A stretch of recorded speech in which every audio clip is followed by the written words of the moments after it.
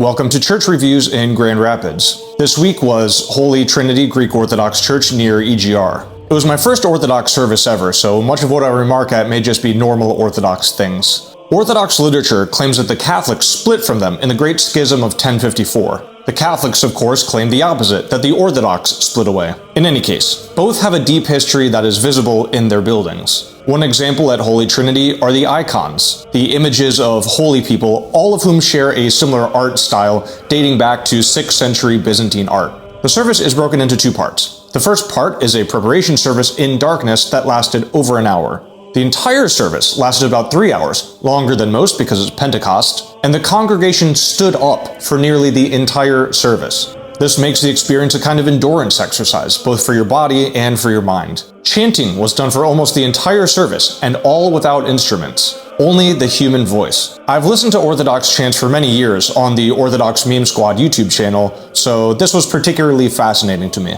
The service really engaged all the senses. The pain, which I mentioned, hit me after about an hour of standing.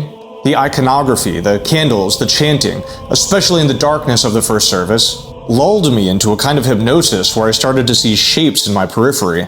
Incense was also spread throughout the service with a device called a censer, with bells attached to it that engaged the senses of smell and sight and sound. The sign of the cross was made repeatedly throughout the service, much more so than in the Catholic Mass that I attended. It was done anytime the Holy Trinity was invoked, when the incense passed by, and for other reasons I didn't understand. The final remarkable tradition as a guest visiting the church was the kissing of icons, the priest's robe, and the priest's hand. It wasn't excessive, but I haven't seen kissing during church before. Two final notes for this review.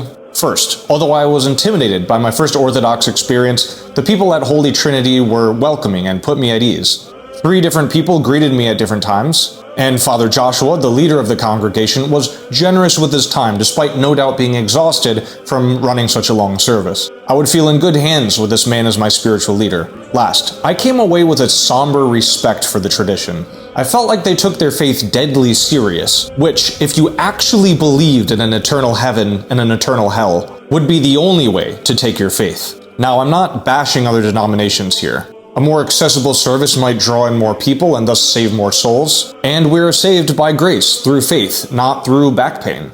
But this seriousness did leave an impression on me. So I will carefully recommend Holy Trinity to any Christian with a serious desire to devote themselves more deeply to the faith. There's apparently been a lot of interest in Orthodoxy as of late, so the congregation has plenty of practice welcoming guests. Thanks all for your comments. This series is a fascinating exploration, and I'm happy you're all here for it.